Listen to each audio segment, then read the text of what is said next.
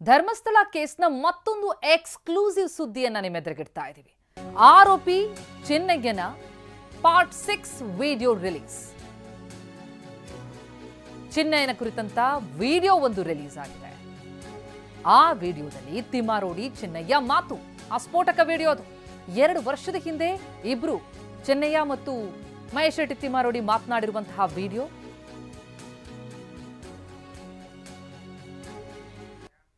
ಹಾಗಾದ್ರೆ ಆ ವಿಡಿಯೋದಲ್ಲಿ ಏನ್ ಮಾತುಕತೆ ಆಯ್ತು? ತಿಮ್ಮಾರೋಡಿ ಮುಂದೆ ಸೌಜನ್ಯ ಕೇಸ್ ಬಗ್ಗೆ ಪ್ರಸ್ತಾಪ. ಆರೋಪಿ ಚಿನ್ನಯ್ಯ ತಿಮ್ಮಾರೋಡಿ ಮುಂದೆ ಸೌಜನ್ಯ ಕೇಸ್ ಬಗ್ಗೆ ಪ್ರಸ್ತಾಪಿಸ್ತಾರೆ. ಸೌಜನ್ಯ ಕಿಡ್ನಾಪ್ ಕೇಸ್ನಲ್ಲಿ ರವಿ ಪೂಜಾರಿ ಭಾಗಿ. ಕೊಲೆ ಮಾಡಿದವರಿಗೆ ಊಟ ತಿಂಡಿ ಕೊಟ್ಟಿದ್ದಾನೆ. ಕೊಲೆ ಮಾಡಿದವರಿಗೆ ರವಿ ಪೂಜಾರಿ ಸಹಾಯ ಮಾಡಿದ್ದು. ನಂತರ ಆ ರವಿ ಪೂಜಾರಿ ಅಪಘಾತದಲ್ಲಿ ಸಾವನ್ನಪ್ಪಿದ್ದಾನೆ. ಸಹಾಯ ಮಾಡಿದ ರವಿ ಪೂಜಾರಿ ಈಗ ಇಲ್ಲ, ಹೀಗಂತ ತಿಮ್ಮಾರೋಡಿ ಮುಂದೆ ಆರೋಪಿ ಚಿನ್ನಯ್ಯ ಹೇಳಿಕೆ ಕೊಟ್ಟಿರೋದು. ಇನ್ನು ರವಿ ಪೂಜಾರಿ ಗೋಪಾಲಕೃಷ್ಣ ರೂಮ್ನಲ್ಲಿದ್ರು, ಧರ್ಮಸ್ಥಳದಲ್ಲಿ ಇಬ್ರು ಒಟ್ಟಿಗೆ ರೂಮ್ನಲ್ಲಿದ್ರು ಅಂತಲೂ ಕೂಡ ಚಿನ್ನಯ್ಯ ಆ ವಿಡಿಯೋದಲ್ಲಿ ತಿಮ್ಮಾರೋಡಿ ಬಳಿ ಹೇಳಿಕೆಯನ್ನು ಕೊಟ್ಟಿರೋದು. ಇಬ್ಬರು ಬಾಹುಬಲಿ ಬೆಟ್ಟದಲ್ಲಿ ಡ್ಯೂಟಿಯಲ್ಲಿದ್ರು. ನಾನು ರೂಮ್ ಬಾಯ್ಗಳ ಜೊತೆ ಸೇರ್ಕೊಳ್ತಾ ಇದ್ದೆ. ನೇತ್ರಾವತಿ ನದಿಯಲ್ಲಿ ಹೆಣಗಳನ್ನ ಬಿಸಾಕ್ತಾ ಇದ್ರು. ನಾವು ಅಲ್ಲಿ ಚಿನ್ನವನ್ನೆಲ್ಲ ಕಲೆಕ್ಟ್ ಮಾಡ್ಕೊಳ್ತಿದ್ವಿ. ಗೋಪಾಲಕೃಷ್ಣನಿಗೆ ಏನಾಯ್ತು ಅಂತ ಗೊತ್ತಿಲ್ಲ. ನಂತರ ಹಾಗೇನೆ ನಾಪತ್ತೆಯಾಗಿ ಹೋದ ಅಂತಲೂ ಚಿನ್ನಯ್ಯ ಮಾತನಾಡಿದ್ದಾರೆ. ತಿಮ್ಮಾರೋಡಿ ಜೊತೆಗಿನ ಆ ವಿಡಿಯೋದಲ್ಲಿ ಈ ಎಲ್ಲಾ ಸ್ಫೋಟಕ ಹೇಳಿಕೆಗಳನ್ನ ಮಾತನಾಡಿರೋದು. ಇಲ್ಲ, ನಾವೀಗ ಕೆಳಗಿಂದ ತಾರ್ ರೋಡಲ್ಲಿ ಬರ್ತೀವಿ. ಮೇಲೆ ಹೋಗುವಾಗ ಬಾಹುಬಲಿ ಬೆಟ್ಟದ ಕಾಂಪೌಂಡ್ ಸಿಗ್ತದೆ. ಆ ಸೈಡ್ ಅಲ್ಲಿ ಬೇರೆ ಇದು ಕಂಪಿ ಕಟ್ ಮಾಡಿ ಇಟ್ಟಿದ್ದಾರೆ. ಒಂದು ದೊಡ್ಡ ಬಂಡೆ ಉಂಟು. ಈಗ ಸೌಜನ್ಯ ಕೇಸ್ ಅವ್ರ ಕಚೇರಿ ಇಲ್ಲ, ಅದನ್ನ ಕಚೇರಿಗೆ ಪೋಸ್ಟಿಂಗ್ ಮಾಡಿ ಕೊಟ್ಟಿದ್ದಾರೆ.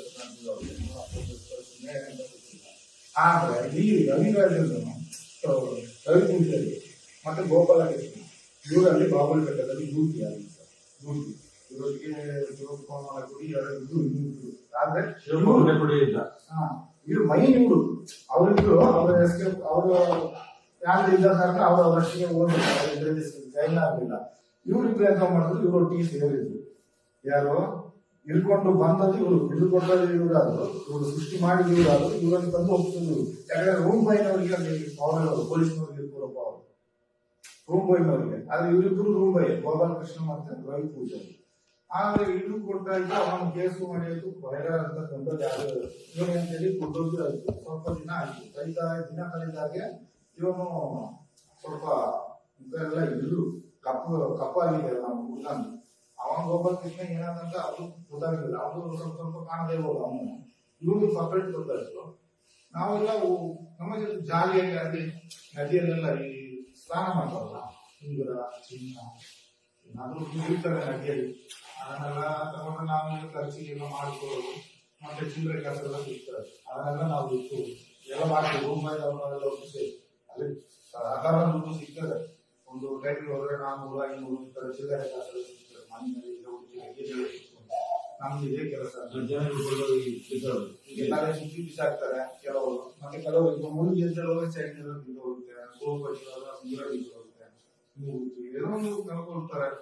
ಎಲ್ಲ ತಗೊಳ್ಳೋದು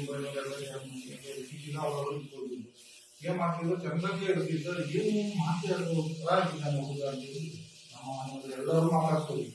ಅವನಿಗೆ ಆದ್ರೆ ಈ ಹುಡುಗಿ ಕಿಡ್ನಾಪ್ ಇನ್ವಾಲ್ವ್ ಆಗ್ಬಿಟ್ಟಿದ್ದಾರೆ ರವಿ ಪೂಜಾರಿ. ಇದು ಅವನ ಬಾಯಲ್ಲಿ ಬಂದು ನಮಗೆ ಗೊತ್ತು, ಆದ್ರೆ ನಮಗೆ ಗೊತ್ತಿಲ್ಲ ವಿಷಯ ಅಂತ.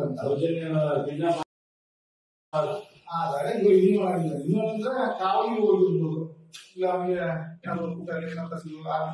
ಇನ್ವಾಲ್ವ್ ಆಗಿರ್ಬೋದು.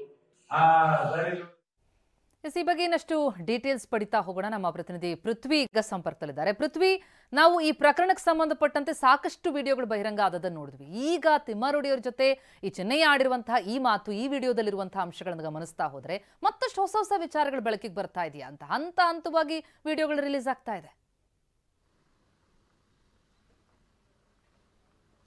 ಖಂಡಿತ ಪ್ರತಿಮಾ, ಈ ಒಂದು 6ನೇ ವಿಡಿಯೋದಲ್ಲಿ ಏನ್ ಹೇಳ್ತಾರೆ ಅಂತ ಹೇಳಿದ್ರೆ, ಆ ಚಿನ್ನಯ್ಯ ಮಹೇಶ್ ಶೆಟ್ಟಿ ತಿಮ್ಮರೊಡಿಗೆ ಹೇಳುವಂಥದ್ದು ಅಂದ್ರೆ ಇದು ಕೂಡ ಅಲ್ಲಿ ಸೌಜನ್ಯ ಪ್ರಕರಣಕ್ಕೆ ಸಂಬಂಧಪಟ್ಟಂತೆ ಮುಂದುವರೆದ ಭಾಗವಾಗಿ ಆತ ಹೇಳ್ತಾ ಹೋಗುವಂಥದ್ದು. ಅಂದ್ರೆ ಏನು ಈ ರವಿ ಪೂಜಾರಿ ಮತ್ತೆ ಪುರುಷೋತ್ತಮ್ ಇಬ್ರು ಕೂಡ ರೂಮ್ ಬಾಯ್ಸ್ ಆಗಿ ಕೆಲಸವನ್ನ ಮಾಡ್ತಾ ಇದ್ರು. ಅಂತ ಸಂದರ್ಭದಲ್ಲಿ ಆ ನೇತ್ರಾವತಿ ಸ್ನಾನಘಟ್ಟದ ಬಳಿ ಈ ಭಕ್ತರು ಸ್ನಾನಕ್ಕೆ ಏನು ಹೋಗ್ತಾರೆ, ಅವರು ಹಣವನ್ನ ನೀರಿಗೆ ಬಿಸಾಕ್ತಾ ಇದ್ರು. ಆ ಹಣ ಮತ್ತೆ ಕೆಲವೊಂದು ಸ್ನಾನ ಮಾಡುವಂತ ಸಂದರ್ಭದಲ್ಲಿ ಚಿನ್ನಾಭರಣಗಳೆಲ್ಲವೂ ಕೂಡ ನೀರಿನಲ್ಲಿ ಬೀಳ್ತಾ ಇತ್ತು. ಅದನ್ನೆಲ್ಲವನ್ನು ಕೂಡ ಒಟ್ಟಿಗೆ ಹೆಕ್ತಾ ಇದ್ವಿ. ಸೊ ಈ ಎಲ್ಲವೂ ಕೂಡ ಒಟ್ಟಿಗೆ ಇರ್ತಾ ಇದ್ವಿ. ಆದರೆ ಎಲ್ಲೋ ಒಂದು ದಿನ ಅಂದ್ರೆ ಸೌಜನ್ಯ ಕೊಲೆ, ಅತ್ಯಾಚಾರ ಕೊಲೆ ಆದ ಕೆಲ ದಿನಗಳ ಬಳಿಕ ರವಿ ಪೂಜಾರಿ ತುಂಬಾ ಡಲ್ ಆಗಿದ್ದ, ಅದನ್ನೆಲ್ಲ ಹೆರಕ್ಲಿಕ್ಕೆ ಬರ್ತಾ ಇರಲಿಲ್ಲ. ಆ ಸಂದರ್ಭದಲ್ಲಿ ಆತನನ್ನ ನಾವು ಕೂಡ ವಿಚಾರಿಸಿದ್ವಿ ಏನಾಗಿರ್ಬೋದು ಅಂತ ಹೇಳಿ ಅಂತ ಆತ ಹೇಳ್ತಾ ಹೋಗುವಂತ ಮಾತುಗಳು. ಅದರ ಬಳಿಕ ಅದು ಮುಂದುವರೆದ ಭಾಗವಾಗಿ ಹೇಳ್ತಾನೆ. ಸೊ ಇಲ್ಲಿ ಅತ್ಯಾಚಾರ ಮತ್ತೆ ಕೊಲೆ ಪ್ರಕರಣ ಸೌಜನ್ಯದ ಏನಾಯಿತು, ಆ ಸಂದರ್ಭದಲ್ಲಿ ಕಿಡ್ನಾಪ್ ಮಾಡ್ತಾರೆ. ಆ ಕಿಡ್ನಾಪ್ ನಲ್ಲಿ ರವಿ ಪೂಜಾರಿ ಕೂಡ ಇನ್ವಾಲ್ವ್ ಆಗಿದ್ದ. ಸೊ ಆತ ಅಂದ್ರೆ ಅಲ್ಲಿ ಅತ್ಯಾಚಾರ ಮತ್ತೆ ಕೊಲೆಯನ್ನ ಮಾಡೋ ಉದ್ದೇಶದಿಂದ ಅಲ್ಲ, ಅತ್ಯಾಚಾರ ಮತ್ತೆ ಕೊಲೆಯನ್ನ ಯಾರು ಮಾಡಿದ್ದಾರೆ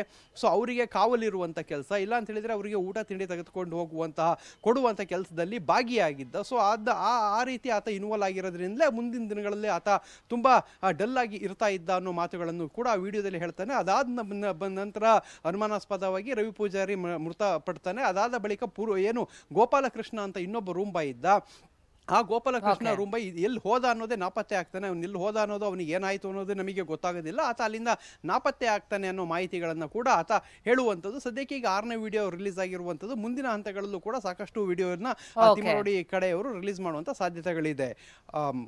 ಎಸ್, ಥ್ಯಾಂಕ್ ಯು ಪೃಥ್ವಿ ತಮ್ಮೆಲ್ಲ ಮಾಹಿತಿ.